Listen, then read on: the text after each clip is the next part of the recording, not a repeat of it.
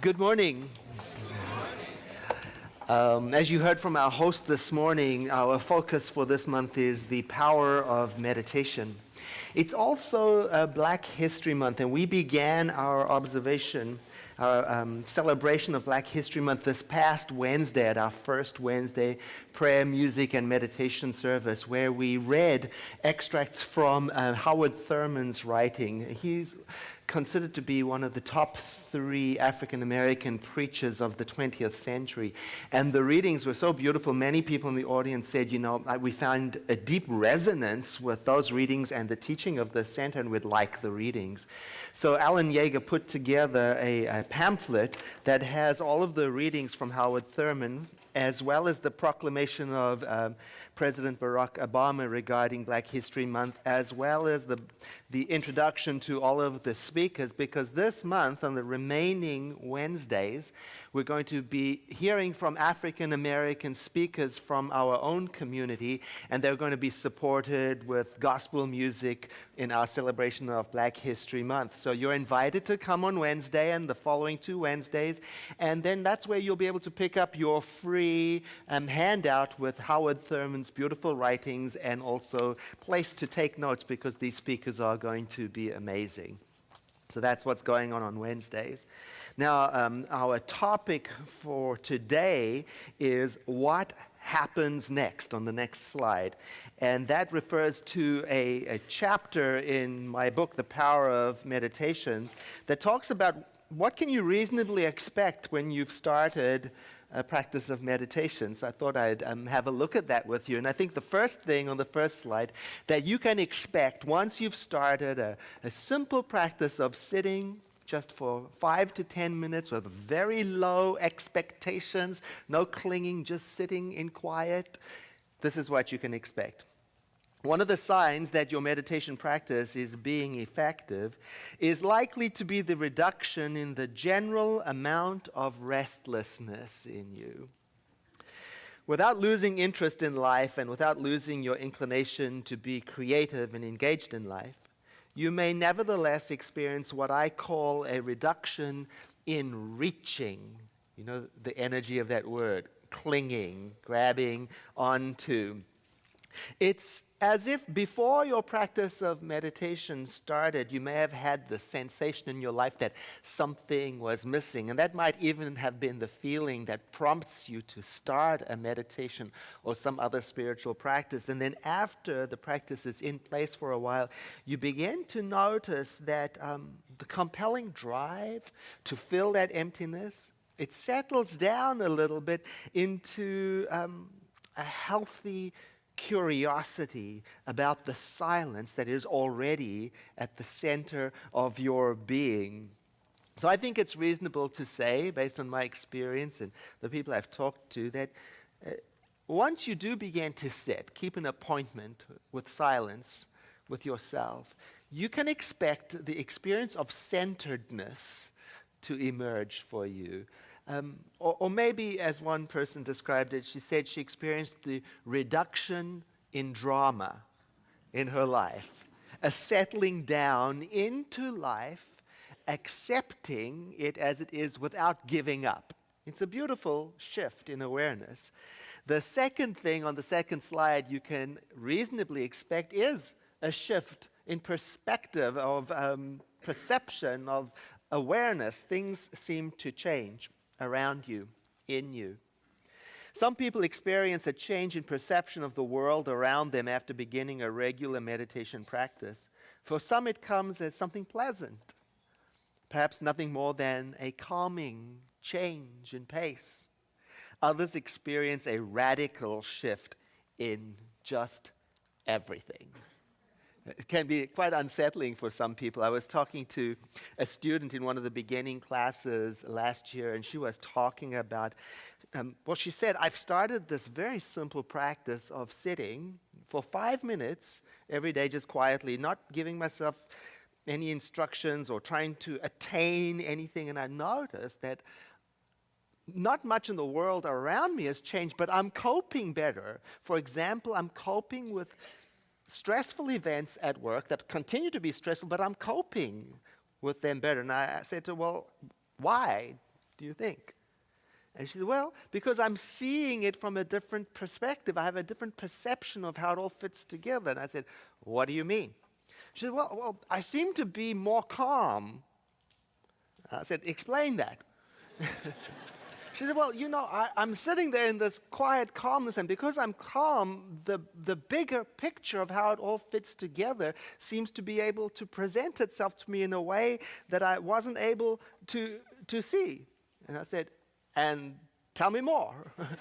Because she was giving me gold stars, right? This is beautiful testimony. She said, well, I think what I really have to say is that I became clear on the difference between me with meditation and the me without meditation.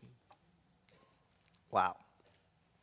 Another thing I think it's reasonable to expect if you have a meditation practice on the next slide is that you can reasonably expect the need to have a break from it.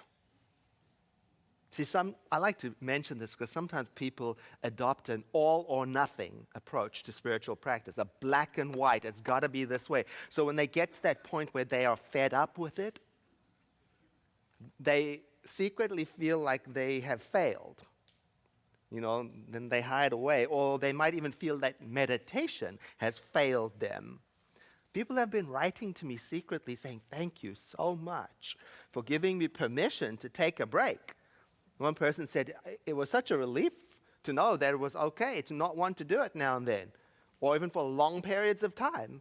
He said, I was worried that all of the work I'd done and everything I had attained and experienced would just be lost and gone. But that's not how it works.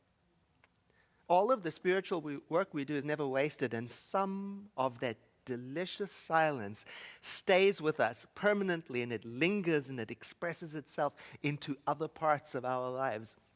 One gentleman who had been practicing meditation for 20 years wrote to me, and he said with relief that he felt a little guilt that today in his life he barely meditates at all anymore. He doesn't meditate at all. But because he had done it so consistently for so many years, that place that he visited in consciousness remained available to him like a close friend, and that he could reference it just in his thought and return there just with a thought. I like that. The fourth thing that I think is reasonable to be expecting is a sense of detachment establishes itself in you. Now, what I mean by that, I don't mean giving up on the world or retreating from the world or being disconnected from the world. No, I'm talking about detachment from those things that hook me. You know those things that hook me, that hook you? It's not that they stop hooking you. It's that they begin to have less grip, less traction. It's as if when they do hook you, the recovery is quicker over time. One of my colleagues describes it as, she says, what happens is you start to practice the catch and release method, right? Because you still get caught, but you have the inclination to release because of all of the other things, the shift in perception, the growing peace, and the moderation with which you are approaching the whole program. Another thing that's reasonable to expect is a sense of clarity around so many things, including the clarity around what is meditation and what isn't meditation. And that only comes from your own practice. Some person wrote me this letter from our community saying, I'm reading your book on meditation, and it has inspired me in so many ways. It's also brought me peace in learning that I am not alone in my struggle with meditation over the years, trying to find the right way to do it. Now, from reading your book, I'm realizing that I have been doing it right all along, and that different methods at different times are okay.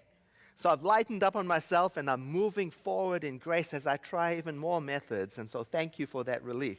And I thought that was so sweet and tender. Sometimes we just need permission to not fit in. Just permission to understand that it's a process and we don't have to have a perfect experience right from the start, that it's a process. And that when we do practice over time, we will start to become clear on what is the meditative state for me and what isn't. Like on the next slide, for example, we'll start to realize that although relaxation and recreation are important parts of a balanced life, that they are substantially different activities in their tone and in their effect to meditation. Both valid, no argument with relaxation methods. It's just that this month we are being an advocate for meditation. And last week I shared the statement one teacher said, there are practices that help us tune out, and there are practices that help us tune in. Both very important. This month we're saying, through your practice, find that activity that helps you tune in to that source from which all clarity comes. These are very important practices, especially if you are someone like me who is typically accustomed to living way, way high up in your head, in your thinking. Anybody here know what I'm talking about?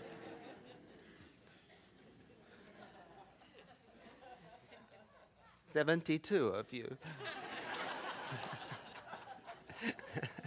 On the next slide, it describes us.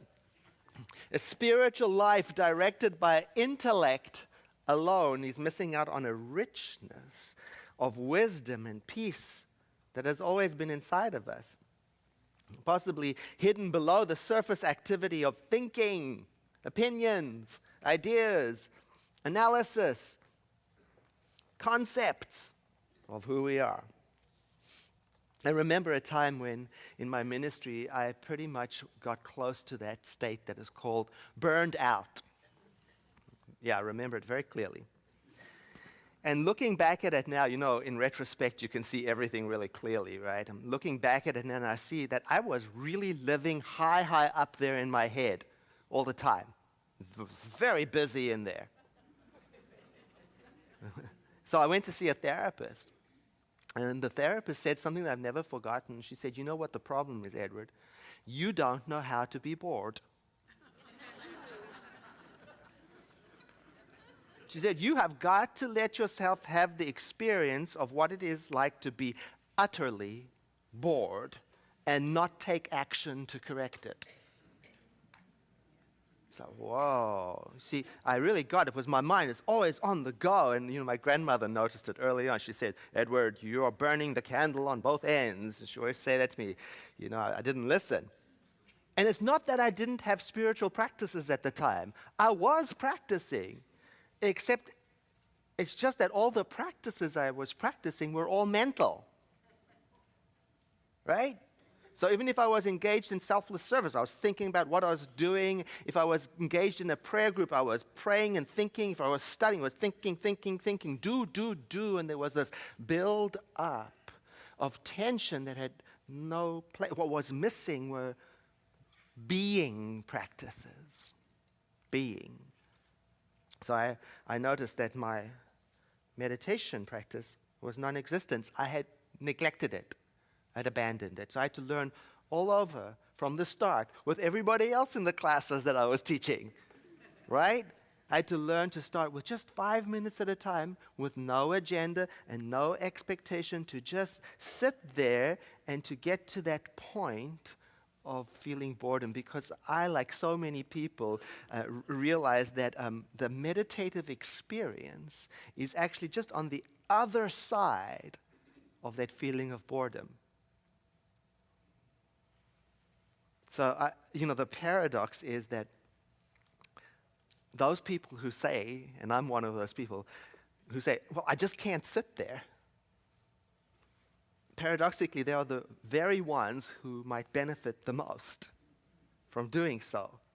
So it became really important for me to find a compassionate way to support myself and to help others find a way. And so I began to encourage them and myself by saying, it's okay. If you have an appointment to sit in meditation, you may very well find yourself feeling agitated. That's part of the problem. You may very well feel yourself feeling restless. Wait it out. I did. And as I got more accomplished at waiting it out, waiting past the point, I realized something on the next slide. I became aware of an important question that I believe each person has to ask themselves. What detracts from being mindfully aware of my inner life? And what adds to it? What contributes to me being present? I had to start to notice the difference between activities, both inner and outer, habits, language. I started to look and question what keeps my mind busy, busy, busy, busy. All sorts of things, Sometimes inner habits. I noticed I had for example, one culprit that would propel me into hot, fast, busy thinking was my insatiable need for agreement from others, to be accepted, to be validated. And there's nothing wrong with hot, fast thinking except if it's going on all the time and there's no balance. And I recognized that once I got into that groove of needing and wanting affirmation and recognition and approval, it was fast and hot up there. And so I started to use meditation to practice, to be in the presence of that hot energy. On the next slide, I decided to interrupt my tendency to run towards the agreement of others and go instead into the direction of solitude. In other words, I would sit down just for 5 to 10 minutes, no agenda. I'd keep my own company when I was distressed. If and when I noticed that hot thinking emerged, I knew it's the sign to sit and wait it out.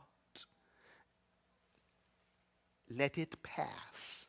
So I was experimenting with the sensation of sitting there while at the same time feeling utterly distracted by this compulsion and choosing to not do anything about it. To experience what it would be like to not take action on an impulse from within, till I got to the point where it would subside. And in the absence of my urgency to act and take an action, make a phone call, do something, in the absence of all of that, I noticed there was this space, this spaciousness, this possibility, options, new ways that just could not be seen while I was living in the land of hot, furious, opinionated thinking. I recognized on the next slide that we, and by that we I mean I, we constantly make decisions based on the restricted look we have of the world. I need approval is a very restricted look in the world. Through that tiny slit we call reality, when I'm in that mode, that's very, very real to me. When there is apparently much, much, much more. Another student in that same class 2 years ago was telling me about her experience of learning to sit, just sit, 5 to 10 minutes, very little instructions, no goals or ambitions, but to sit and watch. She said that she noticed that things changed in her life too. I asked her for the example, and she said, well, I've got this family member who's really troublesome. I mean, he'll say something to me, and it's always got an edge to it, and then it sparks me, and then next thing I say something back equally mean-spirited according to my assessment, and then there's nuclear war. That's just how it is. But as I sat, she said, in this practice, something emerged from the slowed down state of mind that I was in. I realized, it occurred to me, that I didn't have to answer him. And once there was the room for that realization, and I sat with it, tried not to get too excited about it, I realized there was more. I started to realize that I could actually be nice to him, even though he was not nice to me. And she said, the awarenesses started to flow like that, and it all came out of opening the door in consciousness by just being willing to sit still for a moment. Some people on the next slide, like you and me maybe, have their identity wrapped up in their partners, family members, those people that tweak us, or a career, or your family, or so much so that they forget. They've forgotten who they are without all of those identifiers. And silence, the experience in which they would reflect on their true identity, is not something that is strongly celebrated in our culture. So we have to choose it by a conscious act of choice. Like, to go to the gym, you have to choose it. I mean, meditation, you don't see it not role models. You don't see it in the popular press or in movies or in soap operas in our culture at large. So you have to choose it. You have to bring yourself to it. So I did, but I had to combat all of the concepts that I had about meditation, all of the stressful thinking I had about what meditation was supposed to be like and so on. On the next slide, I closed my eyes, and instead of trying to see something or trying to think something or feel something, instead of doing all that, because that was often the instruction I received from teachers, close your eyes and imagine you're in a field, in the forest, and I could see nothing. I just became more stressed out. So I dropped it. So instead of trying all of that, I started instead to notice what happened when I sat down in this way and observed. And in this way, by that I mean regularly, without stress, for short amounts of time, without laying a heavy trip on what I was supposed to get out of it. I tried to drop all of the struggle that was in my mind that went along with concepts of meditation, all effort to force my mind to do something. I dropped it. So on the next slide, I didn't try to tame my mind. I abandoned violence. Instead, I made friends with it. And by that I mean I dropped my mental fight with what I discovered inside. Now, last week I shared with you that in the Beyond Limits class, their first assignment was to meditate every day of the week. And their first instruction was to count the breath in, 1, count out, 2. Repeat that. Breathe in, count 1 in your mind, count 2, and repeat that just for 10 minutes. Great results from the practice. This week, their homework was even simpler. Even simpler. The instruction is to find a time and a place that you can be consistent with if possible. Select a timer of some kind that will let you know when, say, 10 minutes is up. And then sit in a comfortable way and watch. Pay attention. And if a cell phone goes off, or if a neighbor starts up a chainsaw, or if a pet runs in, or some disturbance occurs, to notice what happens if you don't respond to correcting it. You don't even have to do anything with the information that comes through, to just practice noticing. And then meditation can become for you the practice of noticing. The next slide. Sitting this way, in quietness, without a fixed agenda, is a way of encouraging ourselves to take in the imperfections of life with a little more gentleness, less embarrassment, shame, or self-criticism. And that is very good advice for me to keep close. It's advice I give to students too. If at first you don't feel like you are accomplishing the right thing in meditation, let that go. Because it might be that part of your mind that thinks you're supposed to accomplish something substantial every time you do anything.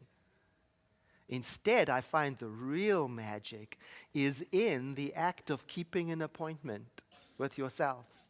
Same time, same place. And then let what happens, happen. Let it be your teacher.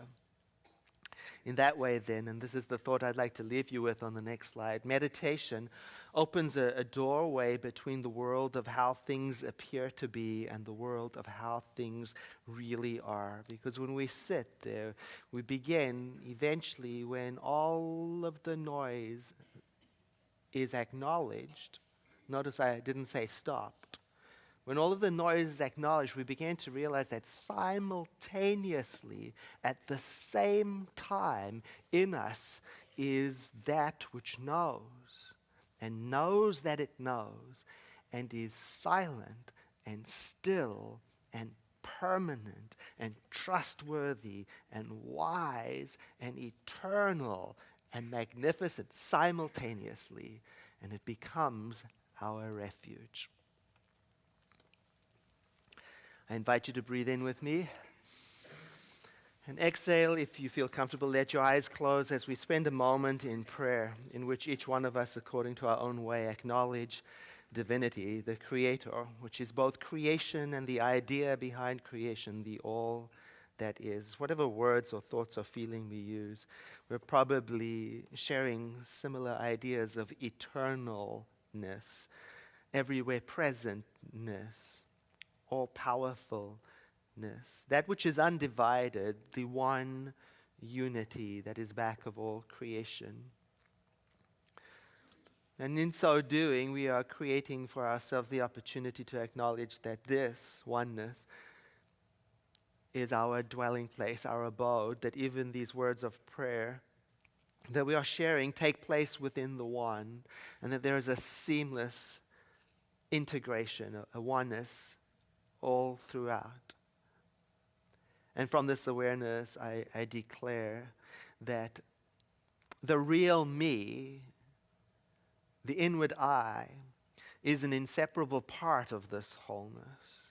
And as I recognize this, everything moves together so that the outer becomes as the inner. And by that I mean deeply peaceful, wise, still. And I celebrate that, letting my heart open up to experience even more of it as I move in the world. Experience it through my speaking and my thinking and my acting, my loving and my doing. And I release this word of prayer into that aspect of creation that we call the law of mind as a reminder to hold it all lightly and to trust the process. And I invite you to breathe in again and exhale into a moment of quiet contemplation.